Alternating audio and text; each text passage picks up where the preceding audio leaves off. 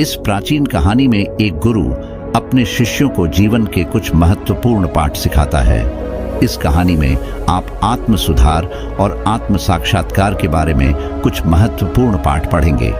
आत्म अनुशासन और आत्म जागरूकता द्वारा आत्म सुचार पर यह सबसे अच्छी हानि है। मुझे आशा है कि आपको आत्म सुधार पर यह प्रेरक प्राचीन कहानी पसंद आएगी। पुराने गुरुकुल में एक सुबह एक गुरु अपने शिष्यों को प्रवचन दे रहे थे। वह शिष्यों से कह रहे थे कि जब कभी भी आप शांत मन से बैठकर सोचेंगे तो आप यह महसूस करेंगे कि यह ब्रह्मांड, यह प्रकृति सबको समान रूप से अवसर देते हैं या हर एक के लिए अपार संभावनाएं हैं, अथाह भंडार है जो जितना चाहे ले सकता है। लेकिन साथ ही साथ आप यह भी महसूस करेंगे कि हमें लेना नहीं आता, हमें हासिल करना नहीं आता, क्योंकि किसी भी चीज को हासिल करने का एक तरीका होता है, एक विधि होती है और कुछ ऐसे सूक्ष्म रहस्य है जिनका अभ्यास करना ही उस सफलता का आधार होता है। उस सफलता को पाने का सही तरीका होता है। कौन है ऐसा जो सफल नहीं होना चाहता? कौन है ऐसा जो खुश नहीं रहना चाहता? मगर फिर वह ऐसी कौन सी चीज है जो हमें यह सब पाने से रोकती है? यम है हमारे खुद के नकारात्मक विचार, वह है हमारी खुद से होने वाली नकारात्मक बातचीत, और हमारा मन खुद ही ऐसे विचार पैदा करता रहता है जो हमारे आत्मविश्वास को कमजोर बना देता है और हमें विश्वास दिला देता है कि हम उस सफलता के लायक नहीं हैं। और यही वह सूक्ष्म रहस्य है। अपने मन में चल रहे विचारों को एक सही दिशा देना, उन्हें नकारात्मक से सकारात्मक की ओर मोड़ना, खुद से की जाने वाली मानसिक बातचीत को सही करना और खुद पर विश्वास करना। गुरु ने आगे कहा, क्या आपके अंदर कुछ जो आपको मुश्किल से मुश्किल वक्त में भी हार नहीं मानने देता? लोग जब उदास और परेशान होते हैं तो अक्सर वह सब कर बैठते हैं जो उन्हें नहीं करना चाहिए। नकारात्मक भावनाओं की वजह से कई बार हमारे अंदर की बुराई बाहर आ जाती है और हम गलत कदम उठा लेते हैं। गुरु यह सब बोल ही रहे थे कि तभी एक शिष्य खड़ा होता है और गुरु से प्रश्न करता है, गुरुदेव, क्या आप हमें बता सकते हैं कि हमें अपने अंदर की बुराई और नकारात्मकता का सामना कैसे करना है और जिंदगी को सकारात्मक विचारों के साथ कैसे जीना है? गुरु ने मुस्कुराते हुए कहा, खुश रहना उतना भी मुश्किल नहीं है जितना आप सोचते हैं। बस हमें हर सुबह और शाम अपने विचारों को सही दिशा देना है। हर नया सवेरा एक उम्मीद लेकर आता है, क्योंकि हर नए दिन के साथ नए सपने, नई उम्मीदें और नए मौके मिलते हैं। इसीलिए अपनी हर दिन का दिल से स्वागत करो। कौन जाने कल क्या होगा, क्योंकि आने वाला समय तो किसी ने नहीं देखा है। अक्सर हम सभी सोचते हैं कि हमारे सामने एक लंबी जिंदगी पड़ी है। यह बात सच है, लेकिन यह भी एक सच है कि जिंदगी का कोई भरोसा नहीं। कब क्या हो जाए कहना बड़ा मुश्किल है। इसीलिए हर दिन को अपना एक नया जन्म समझकर जीना शुरू करो, क्योंकि इस सोच के साथ जीवन जीने से आप कभी दोबारा उदास महसूस नहीं करेंगे, बल्कि आप खुद से और अपने करीबी लोगों से और भी ज्यादा प्रेम करने लगेंगे। और फिर जो भी करेंगे पूरे जोश और उत्साह के साथ करेंगे। आपका हर दिन हंसी और खुशी के साथ बीतेगा। गुरु ने आगे कहा, अगर आप सफलता चाहते हैं तो आपको कुछ समझौते भी करने पड़ेंगे। जीवन का यही नियम है, अपनी आराम की स्थिति में रहते हुए आप कभी कुछ बड़ा हासिल नहीं कर सकते। जीवन में बदलाव लाकर ही आप उसे एक नई दिशा दे सकते हैं। इसीलिए हर बदलाव का खुले मन से, खुले दिल से स्वागत करो। जो लोग समय के साथ बदलना सीख जाते हैं, सफलता भी उन्हीं को मिलती है। अगर आपको लगता है कि आपकी जिंदगी में बहुत मुश्किलें हैं और आप परेशान हो चुके हैं, तो आपको मुश्किलों का सामना करने के प्रति अपने नजरिए को बदलना होगा। अपने सोचने के तरीके को भी बदलना होगा। चाहे कोई भी बदलाव जाए और वहीं कितना ही मुश्किल क्यों ना लगे, आप बस उसका सामना कीजिए। आपको शायद नहीं पता, पर आप अपनी सोच से कहीं ज्यादा मजबूत हैं और आपकी जिंदगी में जितनी मुश्किलें आएंगी, आप उतने ही मजबूत होते चले जाएंगे, क्योंकि हर मुश्किल एक नया अनुभव, एक नया सबक दे देकर जाती है। और फिर आपको सफल होने से कोई नहीं रोक पाएगा और आपकी जिंदगी खुशियों और कामयाब से भर जाएगी। बुरे काम करके यह मत सोचो कि अब आपके साथ कुछ अच्छा होगा। अगर जिंदगी में सब कुछ अच्छा चाहिए तो फिर अच्छा ही सोचना होगा और अच्छा ही करना होगा। तभी आप पर इस ब्रह्मांड की मेहरबानी होगी। इसीलिए अपनी सोच और अपने कर्म पर सही नियंत्रण रखो। हम दुनिया को किस नजर से देखते हैं, यह काफी हद तक हमारी अपनी सोच पर निर्भर करता है। एक नकारात्मक मानसिकता वाले व्यक्ति को दुनिया में सिर्फ बुरा ही दिखाती है, जबकि सकारात्मक सोच हमें जीवन के उन चीजों की अहमियत करवाती है जो अभी हमारे पास है और उस ब्रह्मांडी शक्ति की कृपा से हमें मिली है। गुरु ने आगे कहा, अपने मन को शांत रखना सीखो। दिन भर की भागदौड़ के बीच खुद को शांत रखने का कोई तो तरीका सीखो। एक शांत मन के साथ हमें अपने अंतरात्मा में झांकने का मौका मिलता है और हम खुद से ही सवाल जवाब करते हैं, जैसे कि मैं कौन हूँ, मेरे जीवन का उद्देश्य क्या है, क्या मैं एक अच्छा इंसान हूँ, क्या मैं एक अच्छा पिता या पति हूँ, या क्या मैं एक अच्छा बच्चा हूँ। आप जितनी गहराई से अपने अंदर झांक, उतना ही ज्यादा खुद को जानेंगे। आप अपने आसपास की चीजों को समझने लगेंगे, लोगों का स्वभाव और उनका व्यवहार समझने लगेंगे। फिर आप चीजों और लोगों को लेकर बात बात पर परेशान और उदास होना छोड़ देंगे। आपको यह एहसास होने लगेगा कि आपके किसी भी काम का क्या असर पड़ेगा। किसी भी काम से अगर आपको दुख पहुंचे तो उस काम को मत कीजिए, और जो चीज खुशी दे उसे जरूर कीजिए।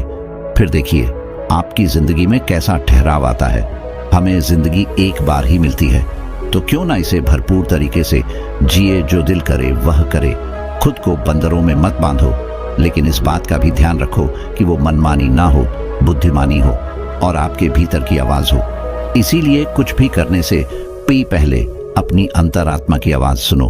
आपके दिल की चाहत कुछ भी हो सकती है, जैसे कोई नया व्यापार शुरू करना, किसी नए शहर में जाकर अपनी किस्मत आजमाना, या फिर कुछ महत्वपूर्ण हासिल करना। जो भी आपके दिल में है उसे पाने के लिए कम से कम एक बार अपना संपूर्ण प्रयास जरूर करो। यह मत सोचो कि इसका परिणाम क्या होगा। जो मन में है बस उसे कर डालो। अक्सर हम उधेड़-बुन में फंस जाते हैं, क्योंकि हमारा दिल कुछ कहता है और दिमाग कुछ और। लेकिन प्रयास करने पर ज्यादा से ज्यादा आपके साथ क्या हो सकता है, यही ना कि आपको सफलता नहीं मिलेगी। गुरु ने आगे कहा, लेकिन कम से कम आपको इस बात का पछतावा तो नहीं रहेगा कि आपने कोशिश नहीं की। कुछ ना करने से तो बेहतर है कि हम उस काम को करके उसमें असफल हो जाएं। गुरु ने आगे कहा, आपकी अंतरात्मा आपकी भलाई चाहती है। इसकी आवाज को कभी भी नजरअंदाज मत करो, क्योंकि अंदर से आने वाली आवाज ही हमें सफलता के रास्ते पर ले जाती है। जब भी आप कुछ गलत सोचते हैं या कर, तो सबसे पहले अंदर की आवाज ही आपको टोक है, गलत करने से रोकती है। कभी सोचा है ऐसा क्यों? क्योंकि यह हमेशा हमारा भला चाहती है। यही तो ऊपर वाले का दिया हुआ सबसे अनमोल उपहार है हमारे पास, जिसे हम समझ या बुद्धिमत्ता कहते हैं। अगर जिंदगी की खूबसूरती को समझना है तो अपने अंदर झांक कर देखो। यह देखो कि तुम्हारे पास क्या क्या है और तुमने अपने जीवन में कितना कुछ हासिल किया है। जिंदगी की सुंदरता को आप केवल तभी कर पाएंगे जब आप धन्यवाद के भाव से भरे रहेंगे, बजाय यह सोचकर दुखी होने की कि हमारे पास क्या नहीं है। यह सोचकर खुश रहो कि हमारे पास कितना कुछ है, और इसी संतोष की भावना और शांत मन के साथ अपना प्रयास जारी रखो। इतना कहने के बाद गुरु कुछ देर के लिए मौन रहे और फिर कहना शुरू किया, क्या आप जानते हैं, शब्द तलवार से ज्यादा ताकतवर होते हैं। इसीलिए शब्दों का उपयोग सोच समझकर करना होता है। ऐ बात करने से बचो जो किसी दूसरे को बुरी लगे। साफ और स्पष्ट राय रखना अच्छी बात है, लेकिन किसी को ऐसी बात मत बोलो जो उसे अंदर तक छुप जाए। सच भी तो सभ्यता के साथ कहा जा सकता है ना। अगर आप क्रोध में हैं तब भी किसी को उल्टा सीधा कहने से बच नहीं। ऐसा ना हो कि आपको बाद में पछताना पड़े। बात करते समय अपनी आवाज में नरमी रखो। जहां तक हो सके साफ बात कहो, लेकिन प्रेम से कहो। एक अच्छा इंसान बनने के लिए आपको सिर्फ इतना ही करना है। हाँ, लेकिन इन आदतों को अपने स्वभाव का हिस्सा बनाने में समय लगता है, क्योंकि इनका अभ्यास करना पड़ता है। खुद से पूछिए कि क्या आप एक अच्छे इंसान हैं, और आपको क्यों लगता है कि आप अच्छे हैं। आपके अंदर ऐसी कौन सी खास बात है। आप दूसरों से किस तरह से पेश आते हैं। ये सवाल आपको अपनी कमियां जानने में मदद करेंगे। शुरुआत में हो सकता है खुद से ऐसे सवाल जवाब करना आपको अजीब लगे, लेकिन खुद से ऐसे सवाल करते रहिए और खुद को विनम्र व अंदर से शांत रखने का प्रयास करेंगे। अगर एक इंसान के रूप में आपको अपने अंदर सुधार लाना है तो अपनी कमियों को पहचानकर उन्हें दूर करना ही होगा। गुरु ने आगे कहा, दुनिया में प्रेम से बढ़कर कुछ भी नहीं है। प्रेम आपको आबाद भी कर सकता है और यह आपको बर्बाद भी कर सकता है। हालांकि प्रेम को ना समझना ही बर्बाद करेगा, क्योंकि प्रेम तो बड़ी पवित्र चीज है। प्रेम ही ईश्वर है, ऐसा कहा जाता है। अपना नियम बना लो कि आपके अंदर सबके लिए प्रेम और करुणा हो। जिससे दिल में प्रेम होता है वहीं दिल आबाद होता है। जितना प्यार आप बांटेंगे उतना ही आपके पास लौट कर आएगा। जिसके दिल में प्रेम और करुणा है वह कभी किसी के साथ बुरा कर ही नहीं सकता। उसके अंदर दूसरों के प्रति बुरी और नकारात्मक भावनाएं आ ही नहीं सकती। असल में प्रेम के अंदर वह ताकत है जो हमें गलत काम करने से रोकती है। गलत काम करके इंसान कभी चैन से नहीं रह सकता। उसके अंदर हमेशा एक डर और पश्चाताप रहता है। गलत काम करना छोड़ दो, फिर देखो आपको इतनी बेहिसाब खुशी और संतुष्टि मिलेगी कि आपकी पूरी जिंदगी चैन से गुजरेगी। जो लोग स्वार्थी और धोखेबाज होते हैं, खुशियां उनसे दूर भागती हैं। वह चाहे कितना ही खुश रहने का दिखावा कर ले, लेकिन अंदर से वह हमेशा दुखी ही रहते हैं। गंदे काम और गंदे विचार हमें कभी खुश नहीं रहने देते, और जहां खुशी है वहीं प्रेम है। इतना कहने के बाद गुरु ने अपना प्रवचन समाप्त किया और फिर सभी से अपने अपने दैनिक कार्यों में लग गए। दोस्तों, इस तरह के विचार अपने दिमाग को देने से और विचारों को सकारात्मक रखने से निश्चित रूप से जिंदगी बदलेगी। तो आइए आप जल्दी से सराइज कर लेते हैं कि हमने इस वीडियो में क्या क्या सीखा। इस वीडियो में आपने खुद से की जाने वाली सकारात्मक बातचीत की, ताकत के बारे में जाना और यह भी जाना कि खुद की काबिलियत पर संदेह करना हमें नीचे खींचता है। खुद को हमेशा अपनी खूबियों और अच्छाइयों के बारे में याद दिलाते रहे, क्योंकि इससे हमारा आत्मविश्वास बढ़ता है। इस वीडियो में आपने यह भी सीखा कि हमें अपने अंतर्मन की आवाज़ भी सुननी चाहिए। हमें अपनी कमियां, अपनी खूबियों और अपने लक्ष्य स्पष्ट रूप से पता होने चाहिए। हमेशा सकारात्मक सोच रखिए और यह याद रखिए कि अगर हम ठान ले तो जीवन में कुछ भी असंभव नहीं। आपने इस वीडियो में अच्छाई की और एक अच्छा इंसान बनने की अहमियत के बारे में भी जाना। असल में अच्छा होना सफल होने से भी ज्यादा जरूरी है। दुनिया में पहले से ही काफी बुराइयां हैं और हमारे अंदर की बुराई हमें मानसिक और शारीरिक दोनों तरफ से कमजोर बनाती है। इसलिए जितना हो सके अपने मन और विचार दोनों पवित्र रखो। अच्छा सोचो, अच्छा करो और अपने अंदर की बुराई को सिर मत उठाने दो। यह सब करना हमारे ऊपर ही तो है। जहां भी जाओ लोगों का भला करने का प्रयास करो, क्योंकि इससे जो खुशी मिलती है वह कभी फीकी नहीं पड़ती। इस दुनिया में अच्छे लोगों की बेहद कमी है। इसलिए जितना हो सके अच्छा सोचो और अच्छा करो। तो फिर देर किस बात की है? आज और अभी से अपने सपने पूरे करने में जुट जाओ। नमो बुद्धि से कट जाता, क्योंकि उसके परिवार वाले भी खेतों में किसान का सहयोग करते। किसान को अपने खेतों में अन्न उगाने के लिए ज्यादा परेशानियों का सामना नहीं करना पड़ता। किसान और किसान का परिवार हमेशा ही खुश रहता था। इसका कारण उसके खेत में होने वाली अच्छी खासी फसल थी। किसान जरूरत के हिसाब से साल भर के लिए कुछ अनाज घर में रख देता और ज्यादा अनाज वह अपने घोड़दौड़ में लाद कर दूर शहर पहुंचाकर बेच देता। उससे आने वाले पैसों से वह अपनी जरूरत का अन्य सामान खरीद लेता। उसका साधारण सा जीवन अच्छा ही गुजर रहा था कि एक साल कुछ ऐसा हुआ जिससे किसान का सारा जीवन गड़बड़ा गया। उस साल जब किसान ने अपने खेतों में गेहूं बोना प्रारंभ किया तो आसमान में बहुत ही अच्छे बादल गरज रहे थे। किसान द्वारा जब पूरे खेतों में बीज बोए गए तो तुरंत कुछ देर पश्चात हल्की फुल्की बारिश भी होना प्रारंभ हो गई। इस कारण उसका आत्मबल भी बढ़ गया, क्योंकि किसान के अनुभव से इस बार उसके खेतों में बहुत ही अच्छी फसल उगेगी। परंतु वक्त के प्रहार के कारण किसान के साथ ठीक किसके विपरीत हुआ, क्योंकि जब किसान की फसल पकने के लिए तैयार हो गई, ठीक उसी वक्त आसमान में फिर वही काले बादल मंडरा रहे थे, जिन्होंने विशाल रूप लेकर आसमान से ओले गिराने शुरू किए। किसान के देखते ही देखते उसके सारे खेतों में फसल धारा सही हो गई और किसान बहुत दुखी हो गया।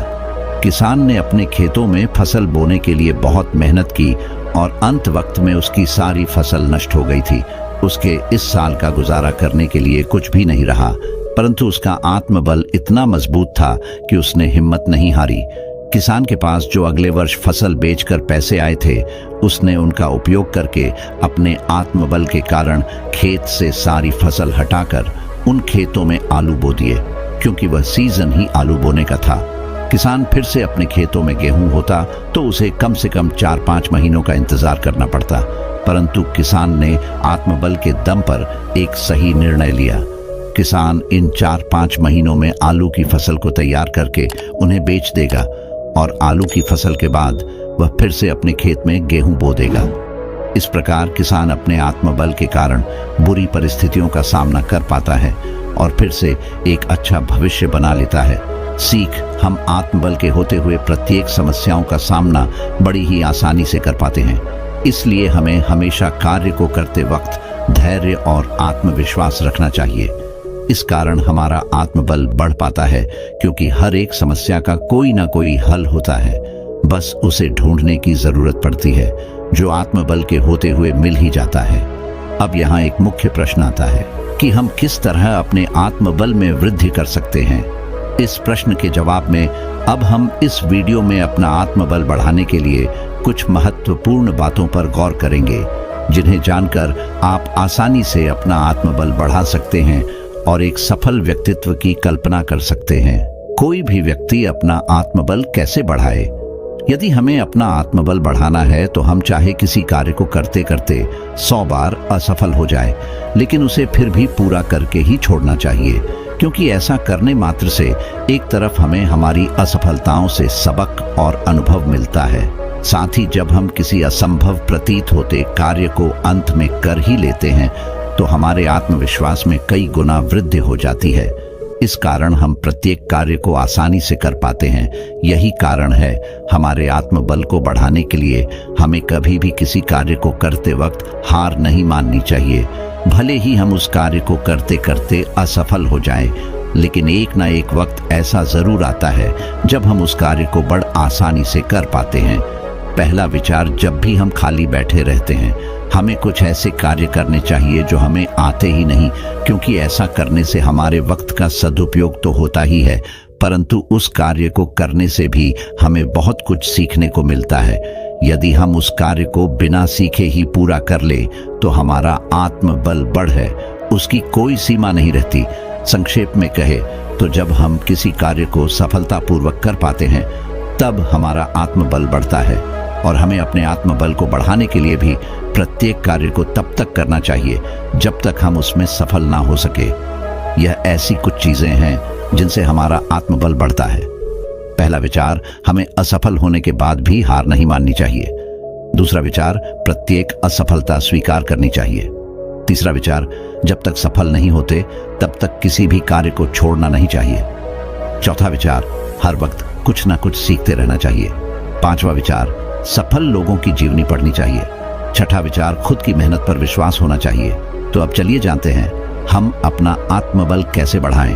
अपना आत्मबल बढ़ाने का सबसे बड़ा और सरल उदाहरण है अपनी पसंद के कार्यों को करना, जिसके कारण हम अपने आत्मबल को बढ़ा सकते हैं। क्योंकि इससे एक तो हम अपने पसंद के कार्यों को बड़ा आसानी से कर पाते हैं, जिससे हमारा मन प्रसन्न रहता है, और यदि हम अपने पसंद के कार्यों में ही सफल हो जाते हैं तो हमारा आत्मबल बढ़ने लगता है। हम उस क्षेत्र में अपनी रुचि दिखाने लगते हैं। पसंद के कार्यों को करने में आत्मबल अत्यधिक तेजी के साथ हमारे मन में समाहित होने लगता है, जिससे दूसरे कार्यों को करने में भी हमें आसानी महसूस होती है। साथ ही अगर हम अपने कार्य क्षेत्र में ऐसे लोगों की मदद करते हैं जो अपने कार्यों को करने में असफल रह जाते हैं तो हमें दुगनी प्रसन्नता होती है। हमारी प्रसन्नता ही मुख्य कारण है जिसके कारण हमारा आत्मबल बढ़ सके। दूसरा, हमें हमेशा अपनी असफलताओं को भी स्वीकार करना चाहिए, क्योंकि जब हम एक बार असफल होते हैं तो दूसरी बार हमें उस कार्य को सुधारने का मौका मिल पाता है। इसके कारण वह कार्य पहले से बेहतर हो जाता है और हमारा मन अत्यधिक खुश होने लगता है। हमें अपनी खुशी के साथ साथ अन्य लोगों की खुशी का ध्यान देना चाहिए, क्योंकि कभी कभी हम अपनी खुशी के लिए अन्य लोगों को नुकसान पहुंचा देते हैं। फिर हमारा मन भी उन लोगों के दुखों को देखकर अत्यधिक दुखी हो जाता है। इसलिए हमें अपने कार्यों को करने वक्त हमेशा यह ध्यान रखना चाहिए कि हमारी छोटी छोटी खुशियों के लिए किसी अन्य लोगों को दुख न पहुंच सके। तीसरा, हमारा सबसे ज्यादा आत्मविश्वास तब बढ़ता है जब हम किसी कार्य में असफल होने के बाद सफल होते हैं। लगातार सफलता से हमें अनुभव मिल सकते हैं कि हमें किस प्रकार सफल होना है, परंतु जब हम असफल होने के बाद सफल होते हैं तो हमारा आत्मविश्वास बढ़ जाता है और हम नए कार्य को करने की जिज्ञासा जताते हैं। सीख हमें इस कहानी से यह सीख मिलती है कि अपना आत्मबल बढ़ाने के लिए अच्छे से अच्छे कार्य में ध्यान देना चाहिए। प्रत्येक कार्य पूरा करने का लक्ष्य रखना चाहिए। जब हम किसी कार्य को पूरा करते हैं तो तुरंत उसके पश्चात हमें खुद पर विश्वास होने लगता है, जिसके कारण हमारा आत्मबल भी बढ़ता है और हमें हमारी आत्मा द्वारा आत्मसम्मान भी मिलता है, जिससे हम आने वाले समय में और भी अच्छे कार्यों के लिए प्रेरित होते हैं। तो दर्शकों, चलिए अब हमारे दूसरे कहानी की शुरुआत करते हैं। दूसरी कहानी आत्मविश्वास पर कहानी जादुई तलवार। आश्रम में आज फिर से तलवारबाजी सिखाई जा रही थी और रोज ही की तरह धीरेंद्र अपने अंदर के डर के कारण तलवार नहीं चला पा रहा था। गुरुजी ने उसे बहुत बार समझाया कि जब तक वह अपने अंदर के डर को बाहर नहीं निकाल देता तब तक वह तलवारबाजी नहीं कर सकता। लेकिन क्या स्वभाव बदलना इतना ही आसान होता है? ऐसा नहीं था कि वह तलवारबाजी जानता नहीं था। गुरुजी ने उसे खुद देखा था जब वह अकेले में अभ्यास कर रहा था। बहुत ही बरहिया ढंग से तलवार चला रहा था, लेकिन जैसे ही किसी से मुकाबला करवाया जाता वह तलवार ना चला पाता। धीरेंद्र अपने गुरु का बहुत प्यारा शिष्य था। इसका कारण यह था कि वह हर काम में आगे था। बस अगर उसमें कोई कमी थी तो वह यह कि वह अब तक मुकाबले में तलवार चलानी नहीं सीख पाया था। जब भी वह तलवार चलानी सीखने जाता तब सामने वाले के हाथों में तलवार देखकर उसके पसीने छूट जाते, उसके हाथ कांपने लगते। एक दिन गुरुजी ने धीरेंद्र को अकेले में अपनी कुटिया में बुलाया और बोले, मैंने बहुत प्रयास किया कि तुम तलवार चलानी सीख लो, लेकिन तुम अपने भय को अपने अंदर से निकाल नहीं पा रहे हो। गुरुदेव, मैं खुद नहीं समझ पा रहा हूं कि ऐसा क्यों होता है। सामने वाले के हाथों में तलवार देख मुझे ऐसा लगता है जैसे वह अभी मेरा सर धड़ डेट से अलग कर देगा। धीरेंद्र ने अपनी समस्या बताते हुए गुरुजी से कहा, मुझे पता है धीरेंद्र, इसीलिए आज मैंने एक बहुत बड़ा फैसला लिया है। इतना कहते हुए उन्होंने एक तलवार उठाई और धीरेंद्र को दिखाते हुए बोले, यह जादुई तलवार है जो मुझे मेरे गुरुदेव ने दी थी। इस तलवार को चलाने वाला कभी भी हारता नहीं है। तुम मेरे प्रिय शिष्य हो, इसलिए आज मैं यह तलवार तुम्हें सौंप रहा हूँ। आशा करता हूँ यह तुम्हारे काम आएगी। गुरुजी धीरेंद्र को तलवार दे देते हैं और यह बात पूरे आश्रम में फैल जाती है कि गुरुदेव ने धीरेंद्र को जादुई तलवार दी है। अगले दिन जब धीरेंद्र वह जादुई तलवार लेकर अभ्यास करने जाता है तो सब देखकर हैरान रह जाते हैं। यह धीरेंद्र पुराना धीरेंद्र नहीं था। उसके अंदर आज एक अलग ही जोश था। ऐसा लग रहा था मानो कोई नौसिखिया नहीं बल्कि कोई हुनरबाज तलवार चला रहा हो। कारण सब जानते थे आज धीरेंद्र के पास जादुई तलवार जो थी। धीरेंद्र एक पल के लिए घबराया जरूर था, लेकिन उसे गुरु की बात याद आ गई कि इस तलवार को चलने वाला कभी हारता नहीं। अभ्यास समाप्त हुआ, फिर भी सब शांत ही खट्टी रहे थे। आज तुम्हारी मेहनत रंग लाई, सबसे आगे खड़े। गुरुजी ने धीरेंद्र की प्रशंसा करते हुए कहा, लेकिन गुरुदेव का माल तो जादुई तलवार का था जो आपने धीरेंद्र को दी है। गुरुजी को रोकते हुए वहां खड़े शिष्यों में से एक ने कहा, जादुई तलवार कौन सी? जादुई तलवार? ये कोई जादुई तलवार नहीं है। हाँ, ये मैंने दी जरूर है, लेकिन इसमें कोई जादू नहीं है। अगर आज कोई जादू हुआ है तो वो है धीरेंद्र के अंदर से डर का छू मंत्र होना। क्या मतलब ये कि यह तलवार प्राप्त कर धीरेंद्र को यह लगने लगा कि यह जादुई तलवार है, लेकिन ऐसा कुछ था ही नहीं। धीरेंद्र ने बस मेरे बोले गए शब्दों पर विश्वास किया, और अगर सच्चाई देखी जाए तो जादू तलवार में नहीं, मेरे शब्दों में था, जिसने धीरेंद्र को भयमुक्त बना दिया। अब असली बात सबको समझ आ गई थी। तो दोस्तों, इसी तरह हमारे जीवन में भी अगर कोई जादू होता है तो हमारे अंदर ही होता है, हमारे शब्दों में होता है। कई बार हमारे शब्द ही किसी का जीवन बदल देते हैं। हमारे शब्द किसी निराश व्यक्ति में जीने का एक नया विश्वास भर सकते हैं। यदि आज जरूरत है तो बस दूसरों को वह जादुई तलवार थमा कि जिससे वह अपनी समस्याओं को दूर कर जीवन में आगे बढ़ सके। वो जादुई तलवार और कुछ नहीं बल्कि आपके शब्द ही हैं, जो किसी का आत्मविश्वास बढ़ाकर उससे वह भी करवा सकते हैं जो लोगों को असंभव लगता है। अब हमारे तीसरी कहानी की शुरुआत करते हैं। तीसरी कहानी, पुराने समय में एक राजा के पड़ोसी राज्य उसका राजपाट हड़पना चाहते थे। इसके लिए शत्रु राज्यों ने राजा के दूसरे शत्रुओं को अपने साथ मिला लिया और आक्रमण करने के लिए बुला ली। सभी शत्रु एक साथ आ गए थे। इस कारण इनकी सेना बहुत बड़ी हो गई थी। जब यह बात राजा को मालूम हुई तो वह घबरा गया। राजा तुरंत ही अपने सेनापति के पास पहुंचा। सेनापति भी डरा हुआ था। सेनापति ने जब शत्रुओं की सेना के बारे में सुना तो उसने राजा से कहा कि अब हमारी हार तय है। शत्रुओं की संख्या काफी अधिक है, हमारी सेना इनका सामना नहीं कर पाएगी। हमें पहले ही हार मान लेनी चाहिए। ऐसा करने से सभी के प्राण बच जाएं। आगे यह बातें सुनकर राजा की चिंता और बढ़ गई। वह तुरंत ही अपने गुरु के पास पहुंचा। गुरु बहुत विद्वान संत थे। राजा ने गुरु को पूरी बात बताई। संत बोले कि राजन, सबसे पहले तो उस सेनापति को कारगर में डाल देना चाहिए। सेनापति का काम होता है सेना का उत्साह बढ़ाए, लेकिन यह तो सेना का मनोबल ही कमजोर कर रहा है। राजा ने पूछा कि अगर हम सेनापति को जेल में डाल देंगे तो सेनापति किसे बनाएंगे? गुरु ने कहा कि तुम्हारी सेना का प्रतिनिधित्व मैं करूंगा, यानी अब से मैं सेनापति। यह सुनकर राजा को समझ नहीं आया कि क्या करें और क्या ना करें, लेकिन गुरु की बात मानने के अलावा कोई और उपाय नहीं था। राजा ने संत की बात मानकर सेनापति को पद से हटा दिया। संत सेना के सामने पहुंचे और सेना को लेकर युद्ध लड़ने के लिए चल दिए। रास्ते में एक मंदिर आया तो संत ने कहा कि कुछ देर रुको, मैं भगवान से पूछ कर आता हूं, हमें इस युद्ध में जीत मिलेगी या नहीं।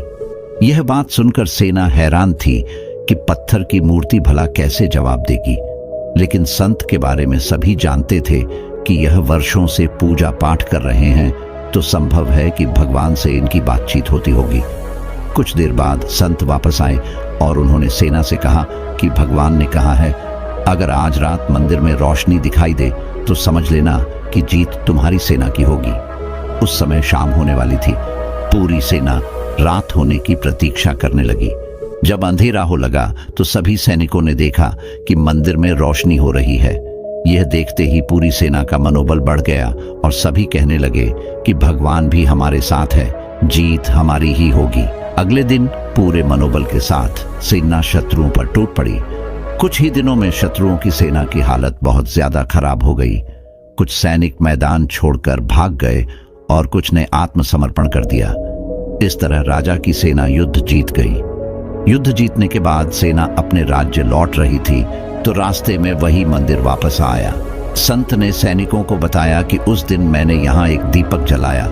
दिन होने की वजह से दीपक की रोशनी दिखाई नहीं दी, लेकिन अंधेरा होने पर दीपक की रोशनी दिखने लगी तो आप सभी का मनोबल बढ़ गया और इसी मनोबल से हमें जीत मिली है। सीख, मन में उत्साह रहेगा तो कोई काम मुश्किल नहीं है। बड़े बड़े काम भी मनोबल के साथ करने पर सफल हो सकते हैं। इसीलिए हमेशा सकारात्मक रहे और नकारात्मक विचारों से बचे। तो दर्शकों, चलिए अब हमारे चौथे कहानी की शुरुआत करते हैं। चौथी कहानी, खतरा। हमारी छिपी हुई हिम्मत की कुंजी है। खतरे में हम भय की सीमाओं से आगे बढ़ जाते हैं। आत्मविश्वास ही मनुष्य का सबसे विश्वसनीय मित्र है। गैलीलो झील के किनारे भीड़ लगी हुई थी। उस दिन मौसम कुछ ठीक नहीं था।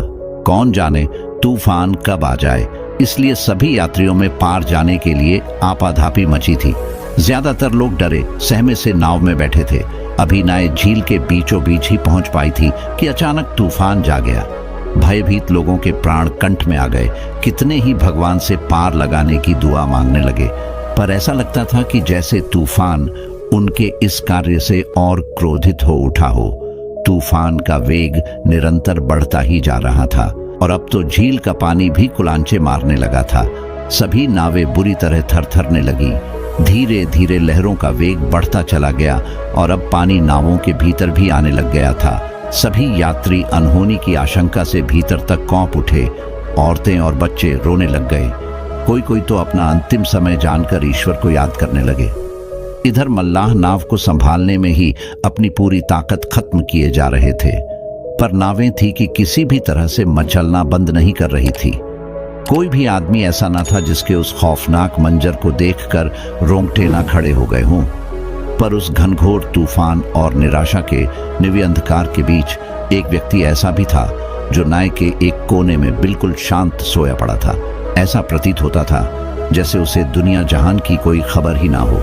सभी की आंखें एक अटक उसे ही देखे जा रही थी। पास बैठे लोगों ने उसे झिंझक जगाया और उससे सारा माजरा कहा। सब सुनकर उसने लोगों से कहा, तो फिर इसमें घबराने की बात क्या है? तूफान तो अक्सर आते हैं, कभी कभी नाव भी डूब जाया करती है और इंसान भी मरते ही हैं। तुम लोग इतना क्यों डर रहे हो? नाव पर बैठे सभी लोग उस विचित्र आदमी की बात सुनकर सुन रह गए। किसी के मुंह से एक शब्द ना निकला। उन्हें बहुत डरा हुआ देखकर फिर उस अलमस्त पात्री ने कहा, दोस्तों, तुम्हें आखिर किस बात का भय है? तुम क्यों इस बात पर यकीन नहीं करते कि यह वाक़ा थोड़ी ही देर बाद शांत पड़ जाएगा? यकीनन तुम लोगों ने तूफान की ताकत को विश्वास की ताकत से भी ज्यादा बड़ा मान लिया है। अगर तुम्हें यकीन है तो यह तूफान इसी क्षण शांत हो जाएगा। डरे सहमे लोग एकटक उसका मुंह निहार रहे थे और वह अद्भुत यात्री बिल्कुल शांत और अविचल खड़ा था। सह यात्रियों पर एक तीक्ष्ण दृष्टि डालकर उसने अपनी आंखें बंद की और अपने अंत में उमड़े विश्वास के सागर में उतारकर आदेश देते हुए कहा, शांत हो जाए अल्हड़ तूफाना। और इसी के साथ एक महान आश्चर्य घटित हुआ। वह भीषण तूफान जिसकी गर्जना से झील का पानी बलियो उछल रहा था और जो सभी नावों को लील जाने को बेताब था, अब बिल्कुल शांत पड़ गया था। नार्वे भी बिल्कुल स्थिर हो गई थी। सभी लोगों की जान में जान आ गई।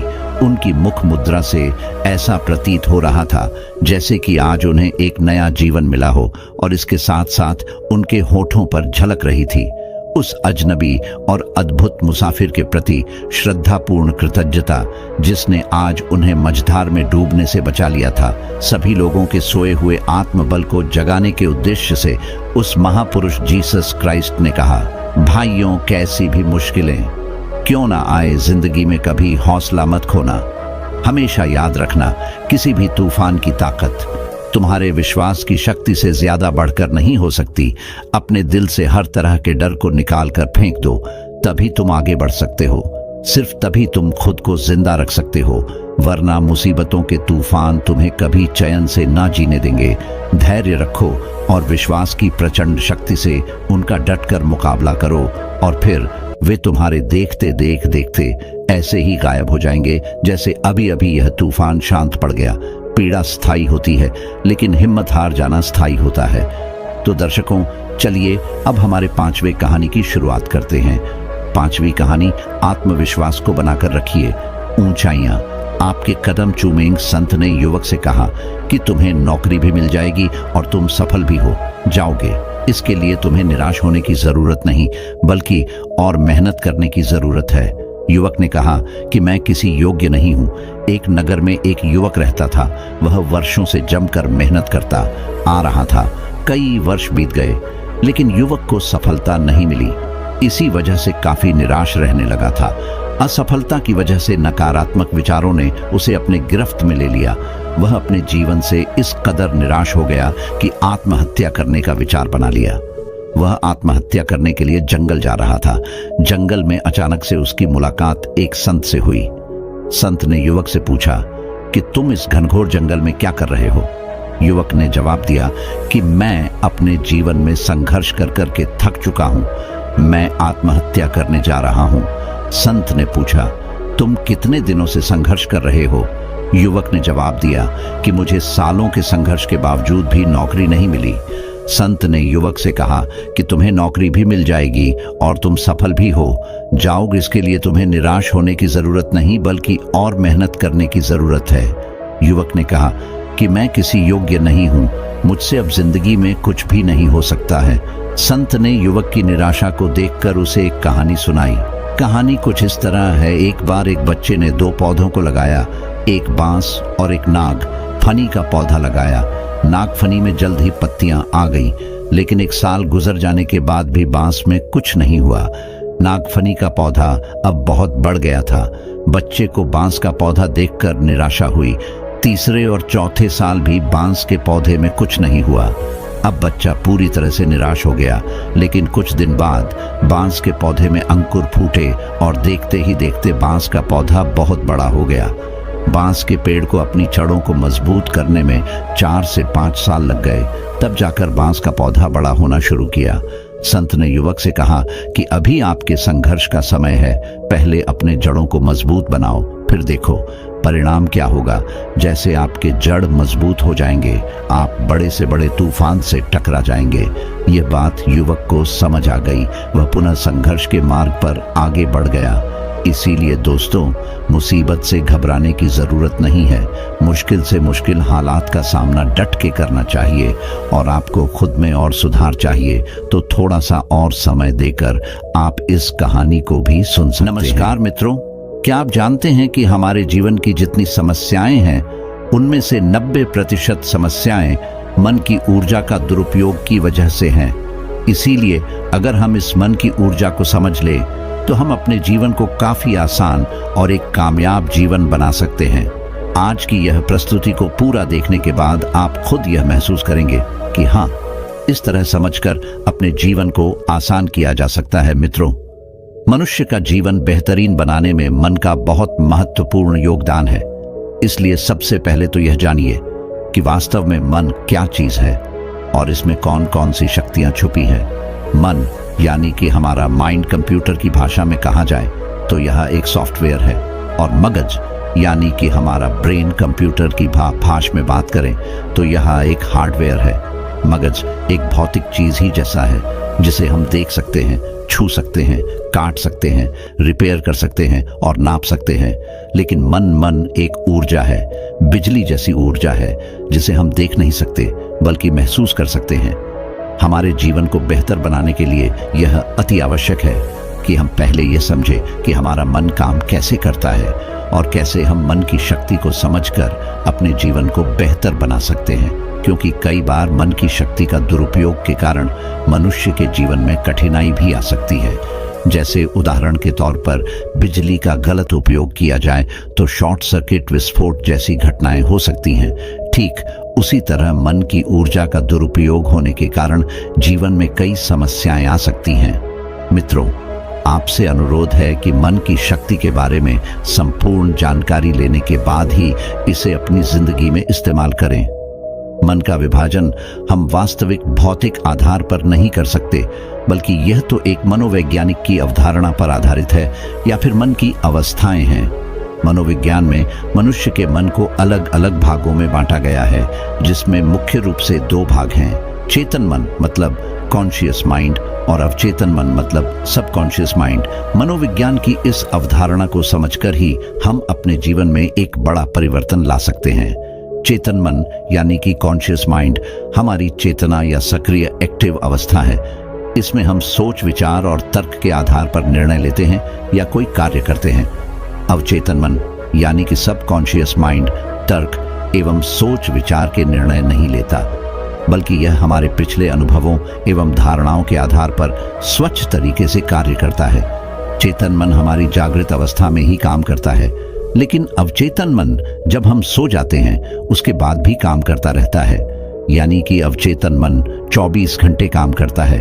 हम अपने लाइफ में जो भी करते हैं वह सब अवचेतन मन की वजह से ही करते हैं, और अपने अवचेतन मन का इस्तेमाल करके हम जो कुछ भी सीखते हैं वही हम जिंदगी भर करते रहते हैं। उदाहरण के तौर पर जब भी कोई व्यक्ति पहली बार साइकिल चलाना सीख रहा होता है तो उसे साइकिल को ध्यानपूर्वक नियंत्रित करना पड़ता है। शुरुआत में वह संतुलन नहीं बना पाता और थोड़ा डरा सा भी रहता है, लेकिन जब कुछ दिनों बाद वह साइकिल चलाना सीख जाता है तो तब उसे साइकिल को नियंत्रित करने के बारे में सोचने की आवश्यकता नहीं होती।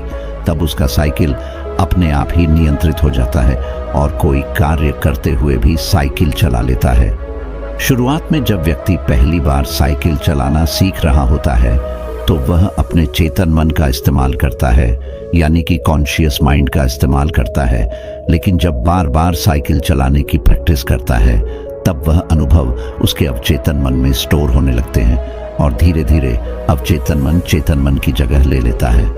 हमारा अवचेतन मन यानी कि सब कॉन्शियस माइंड एक ऑटो पायलट सिस्टम की तरह है जो अपने आप स्वचालित तरीके से कार्य करता है। सभी स्वचालित कार्य जैसे सांस लेना, दिल धड़कना, ये सब कार्य अवचेतन मन के द्वारा ही किए जाते हैं।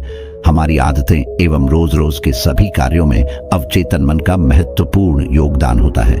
तो चलिए अब हम चेतन और अवचेतन मन के कार्यों के बारे में जानते हैं। सेंसेशन पर नियंत्रण यानी हमारी आंखें, नाक, कान, जीभ, त्वचा, ये सारी इंद्रियों पर नियंत्रण हमारा चेतन मन ही करता है। मूवमेंट यानी हम चेतन मन को ऑर्डर दे सकते हैं कि मुझे अपने शरीर को इधर उधर हिलाना है। थॉट्स यानी विचार करना, ये चेतन मन का कार्य है। जब हम सुबह उठते हैं तभी से हमारे मन में विचार शुरू हो जाते हैं और जब सो जाते हैं तो विचार बंद हो जाते हैं, क्योंकि चेतन मन नींद में काम नहीं करता। लॉजिक यानी तर्क करना, जैसे कोई भी कार्य के बारे में सवाल करना कि यह क्या है, यह कैसे हो सकता है, यह सब तर्क वितर्क चेतन मन ही करता है। एनालिसिस यानी किसी भी चीज का विश्लेषण चेतन मन के द्वारा ही किया जाता है। इंटरप्रिटेशन मतलब व्याख्या, किसी भी चीज की व्याख्या चेतन मन ही करता है। अपॉर्चुनिटी यानी अपने जीवन में उचित अवसर का प्राप्त होना चेतन मन के द्वारा ही संभव होता है। जजिंग यानी सही और गलत की परख करना, जैसे क्या सही है और क्या गलत है, यह सब चेतन मन के द्वारा ही होता है। डिसीजन यानी सच और झूठ जानने के बाद सही निर्णय लेना, यह भी चेतन मन के द्वारा ही किया जाता है। किसी भी चीज का चयन करना, जैसे कि क्या करना है, क्या देखना है, क्या खाना है, क्या खरीदना है, यह सब चेतन मन ही तय करता है। डिजायर मतलब किसी भी चीज के काम के प्रति इच्छाएं जागना चेतन मन के द्वारा ही होता है। एक आखिरी और सबसे महत्वपूर्ण कार्य अवचेतन मन के द्वार पर जो पहरेदारी करता है वह चेतन मन ही करता है। कोई भी गलत विचार या बात हमारे अवचेतन मन यानी कि सब माइंड में ना आ जाए, इसलिए चेतन मन उसकी चौकीदारी करता रहता है और अनेकों खराब और नकारात्मक विचारों को अवचेतन मन में न जाने से रोकता है। मित्रों, अब हम बात करेंगे अवचेतन मन के कार्यों के बारे में। हलन चलन और संवेदना, ये दोनों कार्य हमारा चेतन और अवचेतन मन करता है। यानी जब हम जागृत अवस्था में होते हैं तब हमारे शरीर का चाल चलन और संवेदना पर पूरा कंट्रोल हमारे चेतन मन के पास होता है, लेकिन जब हम सो जाते हैं तब यह काम हमारा अवचेतन मन करता है। रिफ्लेक्स यानी अवचेतन मन की शक्ति हमें आपातकालीन स्थितियों से बचाती है, जैसे अग्नि पर पैर पड़े तो अचानक से हटा लेते हैं, सांप देखकर उल्टे ही भाग खड़े होते हैं, सीढ़ियों से गिरते गिरते संभल जाते हैं। मित्रों, ईश्वर ने हमारे मन मस्तिष्क में एक ट्रांसमीटर और एक रिसीवर फिट कर रखा है जो इतना शक्तिशाली है कि पूरे ब्रह्मांड में इतनी शक्तिशाली मशीन किसी इंसान ने नहीं बनाई होगी। लेकिन हम इस मशीन को चलाना नहीं जानते, इसलिए इसकी शक्तियों से अनजान है। इस पद्धति का उपयोग करके हम दूसरे लोगों की मन की बात तक जान सकते हैं। इस पद्धति को सीखने की पूरा प्रोसेस आगे के चरण में अलग से बताया गया है। मेमोरी पावर मतलब याद शक्ति। याद शक्ति के 3 स्टेप होते हैं, रजिस्टर, स्टोरेज और रिकॉलिंग। रजिस्टर और रिकॉलिंग चेतन मन का विषय वस्तु है, जबकि स्टोरेज अवचेतन मन से जुड़ा होता है। यदि स्टोरेज सही से हुआ हो तो रिकॉलिंग आसान हो जाता है। अगला काम जो अवचेतन मन करता है वह अंतरात्मा की आवाज बनकर हमें सचेत करता है। जैसे जब भी हम कोई गलत कार्य करते हैं तो अंदर से आवाज आती है कि यह काम गलत है, यानी भगवान ने इंसान को गलत कार्य से रोकने के लिए उसके भीतर एक रडार सेट कर रखा है जो अवचेतन मन के द्वारा नियंत्रण में आता है। त्रिकाल ज्ञान यानी हमारे अवचेतन मन से भूत, भविष्य और वर्तमान कुछ भी नहीं छिपा है। यह त्रिकालदर्शी है। यह भविष्य की घटनाओं को भांप लेता है और कभी कभार हमें चौकन्ना भी कर देता है। इसी ज्ञान के कारण प्राचीन आर्षि मुनि भूत, भविष्य और वर्तमान सब देख लिया करते थे। संजय ने महाभारत की भविष्यवाणी इसी के आधार पर की और इसी के आधार पर नास्त्रेदमस इतना प्रसिद्ध हुआ। इक्यू यानी कि इमोशनल कोश, भावनात्मक गुण, उच्च आईक्यू ही सफलता का मानक नहीं है, बल्कि ईक्यू ही व्यक्ति को सफल बनाता है। उच्च शिक्षित व्यक्ति कभी कभार कम क्यू के कारण संस्था को बड़ी हानि पहुंचा सकता है। अभिनेत्री दिव्या भारतीय, हिटलर, गुरुदत्त सब बहुत उच्च आईक्यू के थे, पर इनमें ईक्यू उच्च नहीं था, इसलिए इन सब ने आत्महत्या की थी। इसलिए अगर ईक्यू बढ़ाना है तो सबसे पहले अपने सकारात्मक भावनाओं को बढ़ाना होगा। विजडम यानी कि बुद्धि सही समय पर सही निर्णय लेना अवचेतन मन की विशेषता है। इसीलिए जब भी आप किसी असमंजस में पड़ने वाले हो तो निर्णय अपने अवचेतन मन पर छोड़ दें। यह आपको विश्वास के अनुरूप सबसे उत्तम रिजल्ट बताएगा। मेंटल क्लॉक यानी हमारे अवचेतन मन के पास एक ऐसी घड़ी है जो हमें एक सही समय पर उठा देती है। मित्रों, मैं कभी कभी अलार्म सेट नहीं करता, बल्कि अपने मन को कमांड दे देता हूँ कि मुझे इतने समय पर उठ जाना है, जिससे मन बिना देरी किए ही मुझे उठा देता है। आपके साथ ऐसा होता है या नहीं? कमेंट्स में जरूर बताएं। मेंटल कैलेंडर यानी अपने जीवन में जो भी पाना है उसकी एक निर्धारित समय सीमा का उल्लेख जरूर कीजिए, तभी अवचेतन मन उस पर सही तरीके से कार्य कर पाएगा। हीलिंग पावर यानी अवचेतन मन का इस्तेमाल करके आप बीमार शरीर को भी ठीक कर सकते हैं। एक बार एक आदमी कैंसर रोग से बहुत पीड़ित था और कैंसर भी इतना भयानक था कि शहर के सबसे मशहूर डॉक्टर ने भी इलाज के लिए मना कर दिया था। उसका एक लड़का था जो अपने पिता की हालत देखकर बहुत दुखी रहता था। उसने अपने पिता को सब तरह से इलाज करवाकर देख लिया, फिर भी कोई इलाज नहीं मिला। तभी उसने किसी योगी से अवचेतन मन के बारे में सुना। उसके मन में ख्याल आया कि क्यों ना मैं अपने पिता के अवचेतन मन से ही उनके शरीर को ठीक कराऊं। वह सोचने लगा कि अगर मैंने अपने पिता के अवचेतन मन को जगा दिया तो उनका अवचेतन मन ही शरीर को ठीक कर देगा। उसके बाद उस लड़के ने पेड़ से एक लकड़ी तोड़ी और लकड़ी को ले जाकर अपने पिता को दिया और उनसे कहा कि आज मैं एक बहुत महान बाबा से मिला जो बड़े ज्ञानी है। उनके पास हजारों लोग आते हैं और वह बाबा हर समस्याओं का समाधान करते हैं। मैंने भी जब आपकी बीमारी के बारे में उन्हें बताया तो उन्होंने मुझे एक लकड़ी देकर कहा कि यह अपने पिता के गले में लटका देना, और उन्होंने एक मंत्र भी दिया है और कहा है कि रोज इस मंत्र को दिन में 2 बार पढ़ना है। इससे तुम्हारे पिता 1 महीने में ही बिल्कुल ठीक हो जाएंगे। उसके पिता को यकीन हो गया कि अगर यह लकड़ी महान बाबा ने दिया है और मंत्र बताया है तो यह मुझे जरूर फायदा करेगा। इसलिए वह रोज उस लकड़ी को अपने गले में बांधकर सच्चे मन से उस मंत्र का जाप करने लगे। इस तरह पूरा 1 महीना भी नहीं बीता था कि उसके पिता एकदम से स्वस्थ हो गए, जबकि सच यह था कि ना तो वह किसी बाबा से मिला था और ना ही ऐसा कोई मंत्र किसी ने उसे बताया था, लेकिन उसके पिता ने फुल फीलिंग्स के साथ उस बात पर यकीन कर लिया और अपने अवचेतन मन को जगाकर अपनी बीमारी को भी खुद ठीक कर लिया। इससे तो यह बात साफ है कि दुनिया की सबसे शक्तिशाली हीलिंग पावर हमारे अवचेतन मन के पास ही है। यह कई बीमारियों को उत्पन्न भी कर सकता है और प्रोसेस को रिवर्स करके ठीक भी कर सकता है। ऐसे और भी बहुत सारे केसेस आपने भी सुने होंगे कि जब डॉक्टर ने रोगी को कह दिया हो कि आप घर जाइए, आपका इलाज नहीं हो सकता, और उसके बाद वह रोगी बिल्कुल ठीक हो गया हो। मित्रों, यह सारे कार्य हमारे अवचेतन मन के स्तर पर ही होते हैं। हम सभी एक चुंबक की तरह हैं जो अपने जीवन में हर उस चीज को खींच सकते हैं जो हमें पसंद हो, किंतु इस मैग्नेट को हमें हमेशा चार्ज करते रहना होगा। इसके लिए शबरी तकनीक अपनाना पड़ेगा। जैसे शबरी हमेशा राम राम करती गई और राम को वहां जाना ही पड़ा। आपको जो चाहिए बस उसी के बारे में सोचे। पैसा चाहिए तो पैसे के बारे में सोचे, पावर चाहिए तो पावर के बारे में सोचे।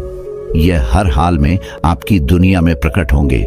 जब हम अवचेतन मन को प्राप्त कर लेते हैं तो उसका असर हमारे आसपास भी दिखाई पड़ता है। जैसे श्री रविशंकर जब बेंगलोर में अंतर्राष्ट्रीय आश्रम में होते हैं तब उनकी ध्यान साधना के वक्त बादल घिरते हैं। आप कभी भी आश्रम में जाकर यह देख सकते, वहां के सांप, बिच्छू, हिंसक जानवरों तक में से हिंसा खत्म हो गई है और वहां हमेशा ही हरियाली बनी रहती है। यह श्री रविशंकर महाराज के अवचेतन मन की शक्तियों का एक छोटा सा नमूना है।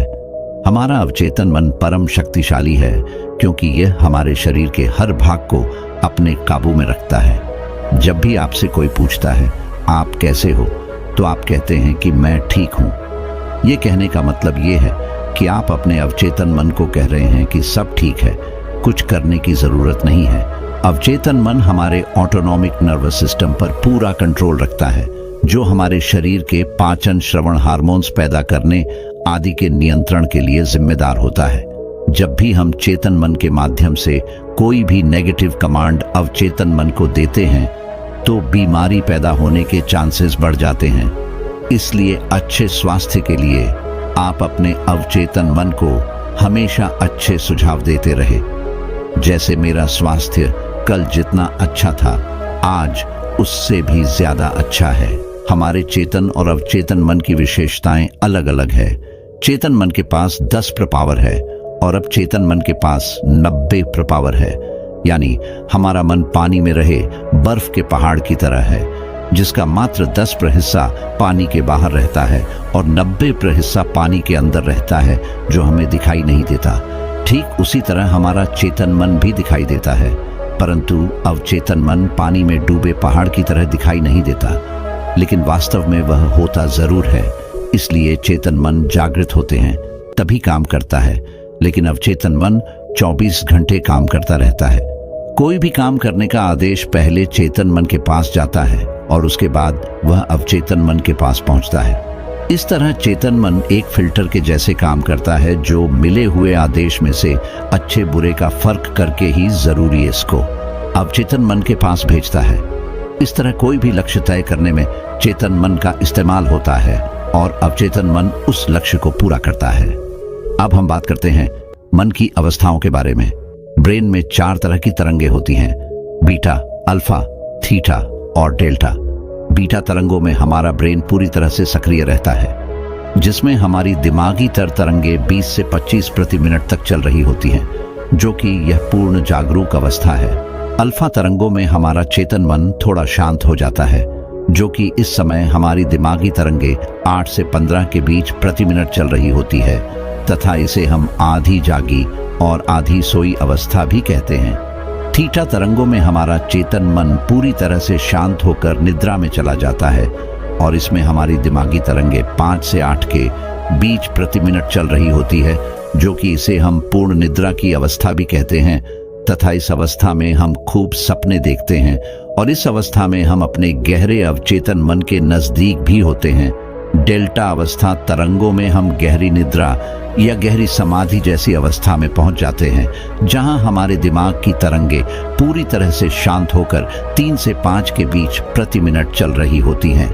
इस अवस्था में हम पूर्ण रूप से बेहोश हो जाते हैं। यह गहरी निद्रा अवस्था 8 घंटे की नींद में मुश्किल से 2 घंटे के आसपास ही मिलती है और इसमें सपने और अवचेतन मन बिल्कुल शांत हो जाते हैं।